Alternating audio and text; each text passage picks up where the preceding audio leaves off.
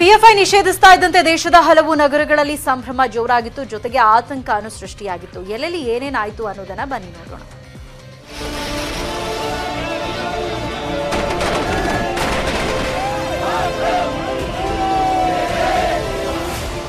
PFI ban, ಸಿಹಿ ಹಂಚಿ ಸಂಭ್ರಮ.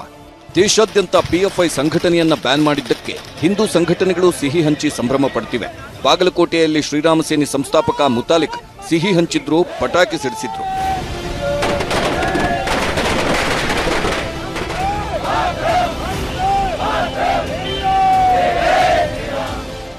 ಯುಪಿಯಲ್ಲಿ ಸಿಹಿ ಹಂಚಿದ ಮುಸ್ಲಿಮರು. ಮಹಾರಾಷ್ಟ್ರದಲ್ಲಿ ಎಂಎನ್ಎಸ್ ಮುಖಂಡರು ಬೀದಿ ಬೀದಿಯಲ್ಲಿ ಸಿಹಿ ಹಂಚಿ ಸಂಭ್ರಮಿಸಿದ್ರು. ಉತ್ತರ ಪ್ರದೇಶದ ಖಾನ್ಪುರದಲ್ಲಿ ಮುಸ್ಲಿಂ ಸಮುದಾಯದವರೇ ಪಿಎಫ್ಐ ನಿಷೇಧವನ್ನ ಪಟಾಕಿ ಸಿಡಿಸಿ ಸಂಭ್ರಮಿಸಿದ್ರು.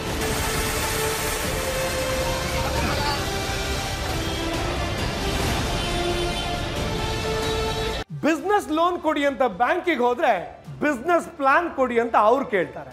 ಬಿಸ್ನೆಸ್ ಪ್ಲಾನ್ ಮಾಡೋದು ಹೇಗೆ ಅಂತ ಪ್ರಾಕ್ಟಿಕಲ್ ಆಗಿ ಕಲಿಬೇಕಾ? ಫ್ರೀಡಮ್ ಆಪ್ ಅನ್ನ ಈಗಲೇ ಡೌನ್ಲೋಡ್ ಮಾಡಿ. ಕೇರಳದಲ್ಲಿ ಪಿಎಫ್ಐ ನಾಯಕ ಬಂಧನ.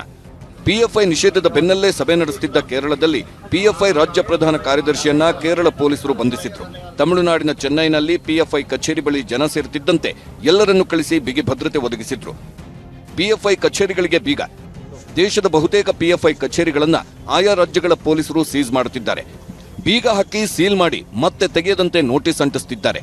ಪಿಎಫ್ಐ ಹೆಚ್ಚು ಶಕ್ತಿಯುತವಾಗಿದ್ದ ನಗರಗಳಲ್ಲಿ ಆರ್ಎಸ್ಎಸ್ ಪ್ರಮುಖ ಕಚೇರಿಗಳಿಗೆ ಬಿಗಿ ಭದ್ರತೆ ಹಾಕಿದ್ದು, ಅರೆಸೇನೆ, ಸೇನಾಪಡೆಗಳನ್ನೇ ಕೇಂದ್ರ ಸರ್ಕಾರ ನಿಯೋಜಿಸಿದೆ. ಪಿಎಫ್ಐ ಬೋರ್ಡ್ಗಳ ತೆರವು. ಕರ್ನಾಟಕದಲ್ಲೂ ಹಲವು ಕಡೆ ಪಿಎಫ್ಐ ಬೋರ್ಡ್ಗಳನ್ನ ತೆರವು ಮಾಡಲಾಗ್ತಿದೆ. ಯಾರಾದರೂ ಪ್ರತಿಭಟನೆ ಮಾಡೋದು, ಪೊಲೀಸರಿಗೆ ಅಡ್ಡಿಪಡಿಸಿದ್ರೆ ಅವರ ಮೇಲೂ ಕೇಸ್ ಹಾಕ್ತೀವಿ ಅಂದ್ರು ಕರ್ನಾಟಕ ಪೊಲೀಸ್ ಮಹಾನಿರ್ದೇಶಕ ಪ್ರವೀಣ್ ಸೂದ್. ಹೌದು, ಬ್ಯಾನ್ ಮಾಡದ ನಂತರ ನಾವು ಎಲ್ಲ ಕಡೆ ನಿಗಾ ಇಡಬೇಕು. ಅದು ಬ್ಯಾನ್ ವಿರುದ್ಧ ಏನಾದರೂ ಕಾರ್ಯಾಚರಣೆ ಯಾರಾದರೂ ಮಾಡಿದರೆ ಅವರ ವಿರುದ್ಧ ನಾವು ಸಖತ್ ಕ್ರಮ ತಗೋಬೇಕಾಗತ್ತೆ. ಅದಕ್ಕೆ ನಾವು ಎಲ್ಲ ಮಾಹಿತಿ ಕಲೆಕ್ಟ್ ಮಾಡ್ತಾ ಇದ್ದೀವಿ. ತಮ್ಗೆ ಗೊತ್ತಿದೆ, ಬ್ಯಾನ್ ಆರ್ಗನೈಸೇಷನ್ ಪರವಾಗಿ ಯಾರಾದರೂ ಸರ್ಕಾರ ವಿರುದ್ಧ ಮತ್ತೆ ಈ ಬ್ಯಾನ್ ವಿರುದ್ಧ ಏನಾದರೂ ಪ್ರತಿಭಟನೆ ಮಾಡಿದರೆ ಅದಕ್ಕೆ ದುಷ್ಪರಿಣಾಮ ಆಗ್ತವೆ. ಪಿಎಫ್ಐ ನಿಷೇಧಿಸಿ ಕೇಂದ್ರ ಆದೇಶ ಹೊರಡಿಸಿದ್ದು ಅಹಿತಕರ ಘಟನೆ ಆಗದಂತೆ ಎಲ್ಲಾ ಕಡೆ ಎಚ್ಚರ ವಹಿಸಲಾಗ್ತಿದೆ.